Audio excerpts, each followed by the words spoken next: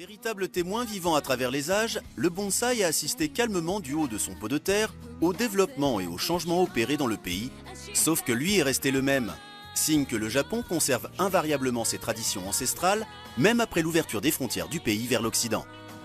Dans cet épisode, nous allons vous initier à l'art du bonsaï et des jardins japonais, un voyage zen à travers les âges et les différentes techniques qui font de cet art vivant une des vitrines les plus authentiques du Japon d'autrefois.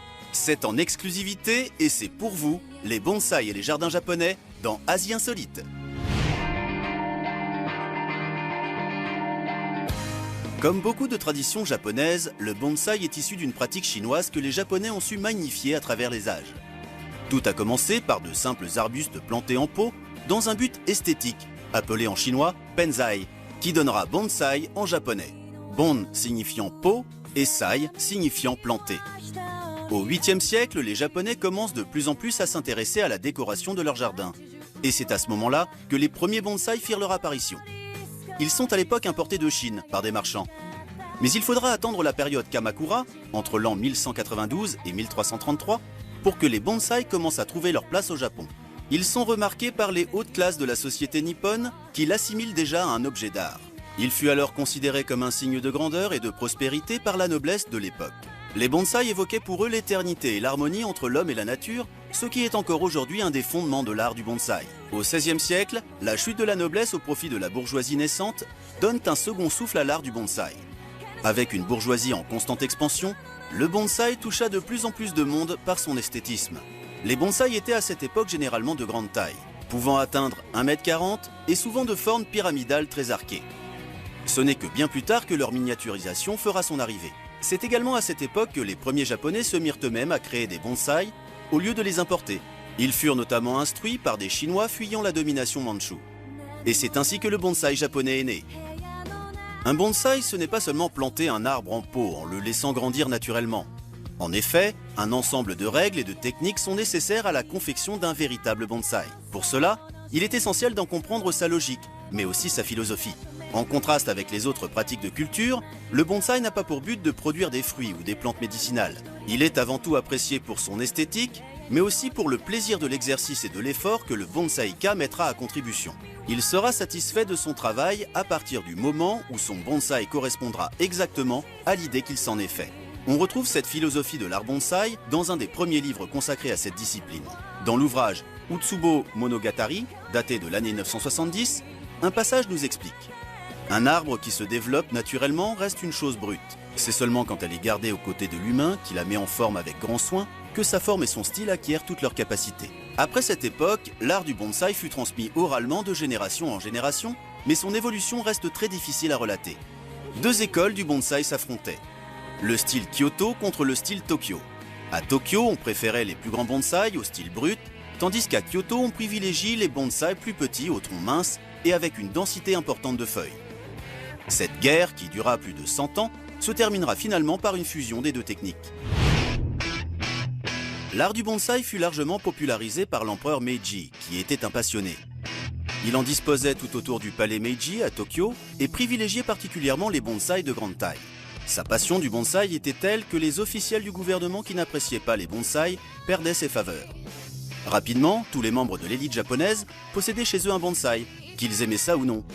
C'est aussi à cette époque que les bonsaïs devinrent accessibles à toutes les classes de la société et plus seulement à la bourgeoisie. En 1914, le marché du parc Shiba a vu la première vente de bonsaïs pour les amateurs. C'est à cette même époque que le bonsaï fit son entrée dans la tradition japonaise au même titre que la cérémonie du thé. Il siège désormais comme décoration traditionnelle aux côtés des parchemins, des brûleurs d'encens ou des statues de Bouddha. En 1940, on dénombrait rien que dans la capitale plus de 300 vendeurs de bonsaïs, proposant plus de 150 variétés différentes. À l'étranger, la vente de bonsaïs connaissait également ses premiers succès. Les bonsaïs que vous voyez ici sont appelés Shimpaku et sont cultivés pour l'Europe et en particulier pour la Hollande, l'Allemagne et l'Italie. Ce sont des arbres très anciens qui ont entre 60 et 70 ans.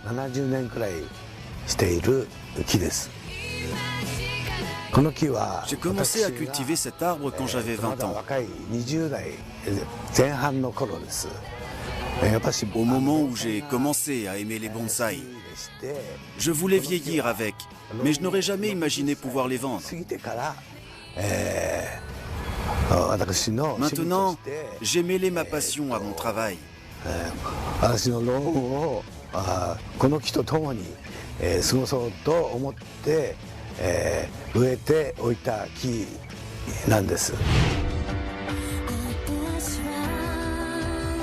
Mais quelles sont les techniques et les règles à suivre pour passer d'un simple arbre en pot à un bonsaï dans la plus pure tradition japonaise? D'abord, les bonsaïs ne sont pas obtenus grâce à des variétés d'arbres nains. La technique consiste à naniser un arbre afin d'imiter à petite échelle les formes d'un arbre dans la nature. Tout cela commence par le choix de l'espèce utilisée. Tous les arbres ne sont pas aptes à la confection d'un bonsaï.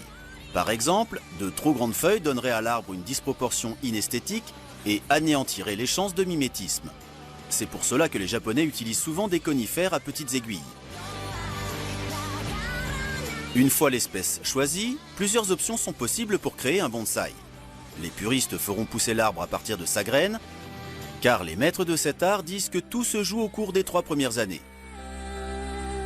Mais peu de personnes maîtrisent cette technique, et il est très difficile d'empêcher à la plante de prendre de la hauteur et de gagner rapidement en largeur sans l'abîmer.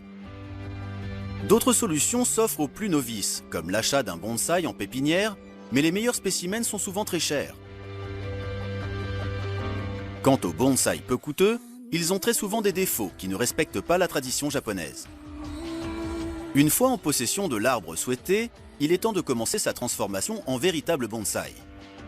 Pour cela, plusieurs techniques sont utilisées par les bonsaïkas japonais, telles que l'élagage, la réduction des racines, le rempotage, la défoliation, le greffage, l'utilisation de fils de fer, voire la mutilation des écorces pour les plus experts, cette technique ayant pour but de donner à l'arbre un aspect de bois mort. Toutes ces techniques ont pour but de mimer les différentes formes d'arbres que l'on peut rencontrer dans la nature. Il existe différentes tailles de bonsaï. Et les Japonais emploient une technique assez insolite pour les évaluer, le nombre de mains. Entendez par là le nombre de mains qu'il faut pour les transporter. Il en existe 3 catégories. Mame est un bonsaï à 1 main et peut atteindre 23 cm. Kotate mochi est un bonsaï à 2 mains de 15 à 60 cm. Les plus grands sont appelés oomono et sont des bonsaïs à 4 mains. Ils vont de 60 cm à 1,40 m. Ce sont les plus grands bonsaïs, très appréciés dans les jardins des villes et ancêtres de tous les bonsaïs. Je viens de soigner cet arbre. C'est un matsu, un pin. Sa longueur est de 2,40 m. On a mis des petits pins les uns à côté des autres et on les a cultivés pendant 8 ans. On appelle ça en japonais Amano Hashidate. De la même façon que les bonsaïs, les jardins japonais sont souvent conçus comme une pratique de méditation, de recherche d'harmonie entre l'homme et la nature. Depuis toujours, le Japon est un pays très proche de la nature. Et dans nos traditions, les dieux se trouvent dans les montagnes, les mers, les fleuves et dans les arbres.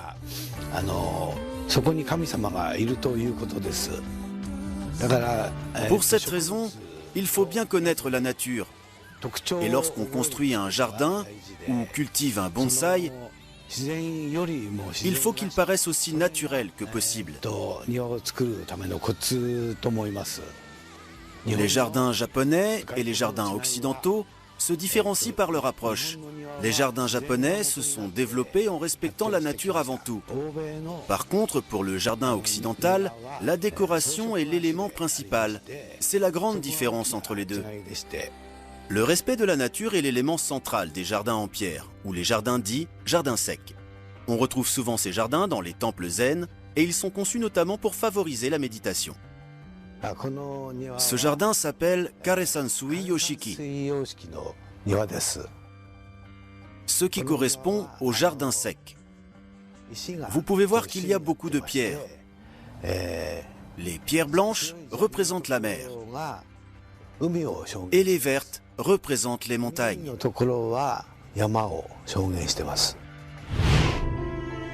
Au vu du lien étroit entre la spiritualité japonaise et la nature, chaque arbre et chaque fleur est investi d'une signification spirituelle, quasiment religieuse.